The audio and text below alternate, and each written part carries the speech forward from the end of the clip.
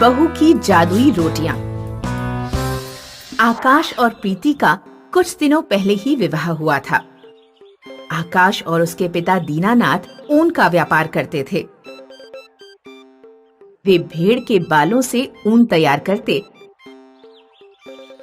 और फिर उन्हें बाजार में बेचते। जलवायु परिवर्तन के कारण वर्षों से उनके गांव में सर्दी बहुत कम हो गई थी और गर्मी बढ़ती जा रही थी। इसलिए ऊन की बिक्री लगातार घटती जा रही थी। आकाश, इस महीने कितनी ऊन बिकी? पिताजी, इस महीने 3 दर्जन लच्छियां भी नहीं बिक पाई। अगर ऐसा ही चलता रहा तो हमारा सारा माल खराब हो जाएगा। आकाश और दीनानाथ व्यापार की चिंता के कारण दुबले होते जा रहे थे। एक दिन दीनानाथ का एक दोस्त उनके घर आया। अरे राम गोपाल, बड़े दिनों बाद दिखाई दिए। कहाँ गायब थे इतने दिनों तक? तुम तो जानते हो कि हमारे गांव में ऊन का धंधा चौपट होता जा रहा है, इसलिए मैं ऊन बेचने महिपालगंज गया था। महिपालगंज में मैंने तो सुना है वो यहां से बहुत ऊंची पहाड़ियों पर है। हाँ, तुमने ठीक सुना है। वहां तक पहुंचने में रास्ते में कई खतरे भी हैं, लेकिन वहां ऊन खूब महंगी बिकती है और खरीदने वालों की भी कोई कमी नहीं है। मैंने वहां 1 महीने में इतना कमा लिया जितना मैं 1 साल में इस गांव में नहीं कमा पाऊंगा। मेरी मानो तो तुम भी वहीं ऊन बेचने जाओ, अमीर होकर लौटोगे, लेकिन जाना बहुत सावधानी से, रास्ते में जानलेवा खतरे हैं। इतना कहकर राम गोपाल चला गया। आकाश और दीनानाथ ने निर्णय लिया कि महिपालगंज कितनी भी दूर क्यों ना हो और रास्ते में कितने भी खतरे क्यों ना आए, लेकिन वे वहां जाएंगे और ऊन बेचकर लौटेंगे। बहू, कल सुबह ही हम महिपालगंज के लिए निकलेंगे। खाने पीने का कुछ सामान तैयार कर दो। अगले दिन जब आकाश और दीनानाथ निकल रहे थे तो प्रीति उनसे बोली, आप लोग सामान के साथ ये विशेष रोटियां भी लेते जाइए। इन रोटियों में विशेष क्या है? ये जादुई रोटियां हैं। जब खाना खत्म हो जाएगा तो ये आपके काम आएंगी। 3 बातों का ध्यान रखना। इनका उपयोग केवल मुसीबत के समय करना है। दूसरी बात, ये कभी भी खत्म नहीं होंगी। तीसरी बात, इन्हें खाने के बाद इंसान केवल सच बोल सकता है। सामान और जादुई रोटियां लेकर पिता और पुत्र महिपालगंज की ओर निकल पड़े। कुछ ही दिनों में उनके खाने पीने का सामान खत्म हो गया। पिताजी, अब हमें जादुई रोटियां खानी ही पड़ेंगी, क्योंकि हम अपने साथ जो खाना लाए थे वो समाप्त हो चुका है। एक रात जादुई रोटियां खाने के बाद जब आकाश और दीनानाथ आराम कर रहे थे तो आकाश को पेशाब लगी। पिताजी, मैं पेशाब करके अभी आता हूँ। आकाश पेशाब करने कुछ दूरी पर जंगल में गया। जंगल में डाकुओं का गिरोह घात लगाए बैठा था। डाकुओं ने आकाश को पकड़ लिया। बताओ, तुम्हारे पास क्या क्या है? जो भी तुम्हारे पास है वो सब हमें दे दो, वरना हम तुम्हें मौत के घाट उतार देंगे। आकाश डाकुओं से झूठ बोलना चाहता था कि उसके पास सिर्फ कुछ 1000 रुपए हैं, वे रुपए ले लें और उसे छोड़ दें। लेकिन आकाश ने जादुई रोटियां खाई हुई थीं, इसीलिए उसने सारा सच उगल दिया। यहाँ से कुछ दूरी पर मेरे पिताजी लेटे हुए हैं। हम दोनों के पास सैकड़ों दर्जन ऊन की लच्छियां और कुछ 1000 रुपए हैं। हमें नहीं पता था कि तुम्हारे पास इतना माल है। हमने समझा तुम अकेले ही हो, लेकिन तुम बहुत ईमानदार लगते हो, इसलिए तुमने अपने पिताजी और सारे सामान के बारे में बता दिया। तुम्हारी ईमानदारी के कारण मैं तुम्हें छोड़ता हूँ। मैंने तुम जैसा ईमानदार, सच बोलने वाला इंसान आज तक नहीं देखा। आकाश कुछ देर बाद अपने पिताजी के पास पहुंचा और उन्हें सारी बात बताई। मैंने सच जानबूझकर नहीं बोला, मैं तो झूठ बोलना चाहता था, लेकिन जादुई रोटियों के कारण मेरे मुंह से सच निकल गया। अच्छा हुआ तुमने जादुई रोटियां खाई थी, वरना तुम मुसीबत में पड़ जाते। सुबह हुई तो दोनों पिता और पुत्र आगे की यात्रा पर निकल पड़े। जंगल में आगे कालिया नाम का एक शिकारी रहता था। शिकारी ने अपने पास एक शेर पाल रखा था। जो भी जंगल से गुजरता वह उसके ऊपर अपना पालतू शेर छोड़ देता। शेर इंसानों को खा जाता और लोगों की सारी धन दौलत कालिया की हो जाती। कालिया का परिवार कई दिनों से भूखे मरने की हालत में आ गया था, क्योंकि कई दिनों से जंगल से कोई भी नहीं गुजरा था। पिताजी, मुझे रोटियां दीजिए, बहुत भूख लग रही है। बेटा इंतजार करो, यहाँ से कोई गुजरेगा तो मैं कुछ लूट पाऊंगा और हमें खाने को मिलेगा। कालिया का बेटा नाराज नदी किनारे चला गया। उसने देखा कि नदी किनारे दो आदमी बैठकर रोटी खा रहे हैं।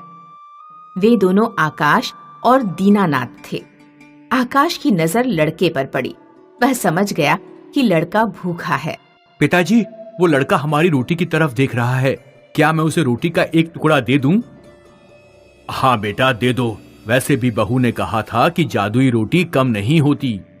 आकाश ने शिकारी के बेटे को रोटी खिला दी। फिर वे दोनों अपनी आगे की यात्रा पर निकल पड़े। शिकारी कालिया पेड़ के पीछे छुपकर बैठा हुआ था।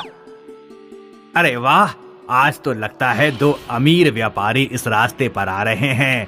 जा मेरे शेर, उन दोनों को खा जा, फिर उनका सारा माल मेरा।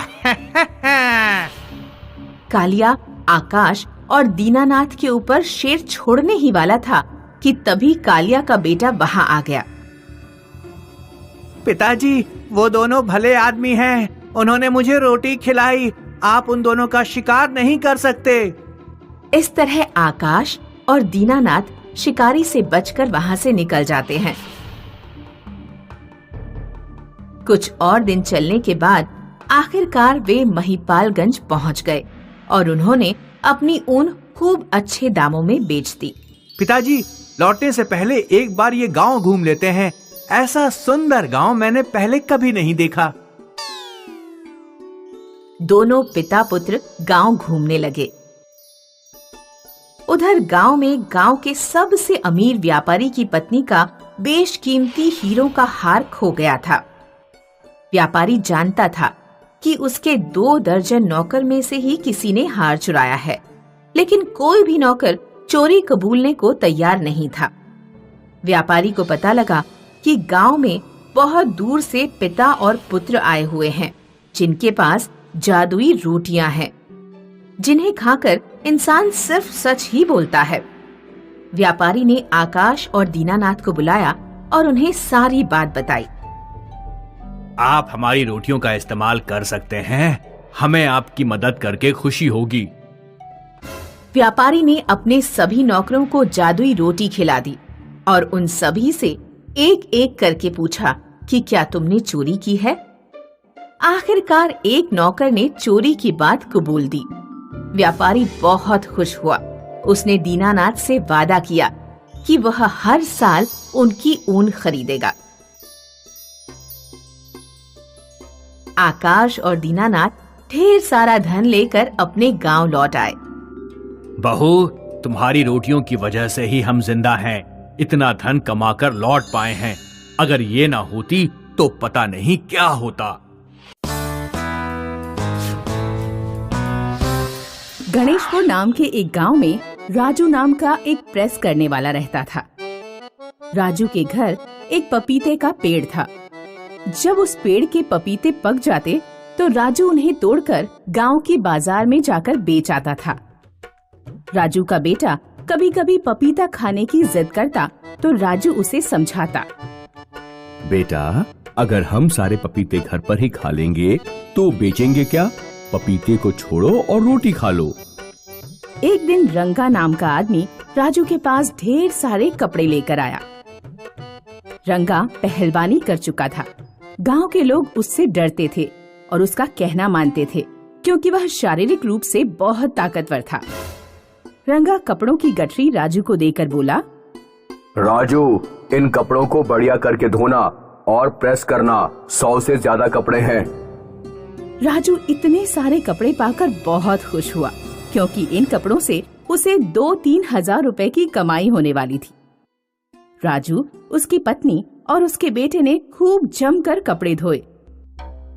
ठंड में कपड़े धोते धोते राजू के बेटे को सर्दी लग गई और उसे जुकाम, खांसी और बुखार हो गया। मैं रंगा के कपड़े देकर पेमेंट लेकर आता हूँ, फिर दवा लेने चलेंगे। राजू जब रंगा के पास पेमेंट लेने पहुंचा तो रंगा ने तेवर बदल लिए। ठाकुर जी पर मेरे 5,000 आ रहे हैं, उनसे मेरा पेमेंट मिल जाए तो तुम अपने रुपए ले जाना या सीधे जाकर उन्हीं से मांग लो। तुम्हारे पैसे किसी के पास अटके हुए हैं, इससे मुझे क्या मतलब? मुझे मेरा पेमेंट चाहिए। मतलब तुम्हें गांव में किसी की परेशानी से कोई मतलब नहीं। जब मेरे पास ठाकुर जी से पैसे आएंगे तभी तो मैं तुम्हारे पैसे दे पाऊंगा। इतनी सी बात तुम्हारे समझ में नहीं आती क्या? मोटे ताजे रंगा से पतला दुबला राजू कुछ नहीं कह पाया। वह बेचारा चुपचाप अपने घर लौट आया। पिताजी, आपको पैसे नहीं मिले, क्या अब मेरा इलाज नहीं हो पाएगा? बेटा, ईश्वर सबकी मदद करता है। मैं तुम्हें गर्म पानी में नींबू निचोड़कर पिला दूंगा, उससे भी बुखार उतर जाता है। पिताजी, मेरा पपीता खाने का मन कर रहा है, एक पपीता तोड़ दो ना। राजू ने अपने बेटे के लिए पपीता तोड़ा। उसने जब पपीता काटा तो उसे अपनी आंखों पर विश्वास नहीं हुआ। पपीते के बीज सोने के थे। राजू ने पेड़ पर चढ़कर और पपीते तोड़े और उन सभी को काट काट कर देखा। हर पपीते के बीज सोने के निकले। राजू की माँ, राकेश बेटा, जल्दी यहाँ आओ, देखो हमारे पपीता में सोना निकला है। पपीते से निकला सोना बेचकर राजू ने अपना घर ठीक कर लिया और प्रेस करने का धंधा छोड़कर बाजार में कपड़ों की शानदार दुकान खोल ली। जब रंगा को पता लगा कि राजू के पपीतों से सोना निकलता है तो वह गांव वालों से जाकर बोला, गांव वालों, पपीते का पेड़ भले ही राजू के घर में है, लेकिन है तो वो गांव की जमीन पर। उस पेड़ के पपीतों का सोना गांव वालों को भी बांट देना चाहिए। बोलो, मैं सही कहता हूँ या गलत? रंगा ने गांव वालों को खूब भड़काया और गांव वाले उसकी बातों में आ गए। वे राजू के घर जाकर पपीता मांगने लगे। ठीक है, अब पेड़ पर जितने भी पपीते आएंगे बारी बारी से हर एक गांव वाले को एक एक पपीता दे दिया जाएगा। मैं चाहता हूं कि सभी गांव वालों का जीवन स्तर ऊपर उठे। गांव के लोग राजू के व्यवहार से बहुत खुश थे। राजू के पपीतों की वजह से पूरे गांव में सुख समृद्धि आने लगी, लेकिन रंगा का दिमाग फिर घूमा। मैं गांव में शारीरिक रूप से सबसे ताकतवर इंसान हूँ, पैसा भी सबसे ज्यादा मेरे पास होना चाहिए। उस पपीते के पेड़ को मेरे घर पर ही होना चाहिए। एक दिन रंगा राजू के घर पपीते का पेड़ उखाड़ने पहुंचा। उसने गांव वालों से कहा, गांव वालों, पपीते का पेड़ गांव की जमीन पर है। अब ये राजू के घर की जमीन पर रहे या मेरे घर की जमीन पर रहे, बात तो एक ही है। और फिर राजू इतना ताकतवर नहीं कि इस पेड़ की सुरक्षा कर पाए। मैं इस पेड़ को अपने घर लगाऊंगा और फिर ये पेड़ हमेशा के लिए सुरक्षित रहेगा। रंगा ने जैसे ही पेड़ उखाड़ा, उस पेड़ के सारे पपीते गिरकर फूट गए और उन पपीतों से काला धुआं निकला जो पूरे गांव में फैल गया। काले धुएं ने राजू के घर को छोड़कर गांव के बाकी सभी घरों को पहले जैसा गरीब बना दिया। रंगा, अगर तुमने पेड़ ना उखाड़ा होता तो सभी गांव वाले अमीर रहते। तुम्हारी वजह से गांव के लोग फिर से गरीब हो गए। गांव के लोगों ने मिलकर रंगा की खूब पिटाई की और उन्होंने रंगा को गांव से बाहर निकाल दिया। फिर राजू ने गांव के लोगों की मदद से अपने आंगन में पपीते का पेड़ दोबारा लगाया। कुछ दिनों में उस पर सोना देने वाले पपीते फिर से आने लगे।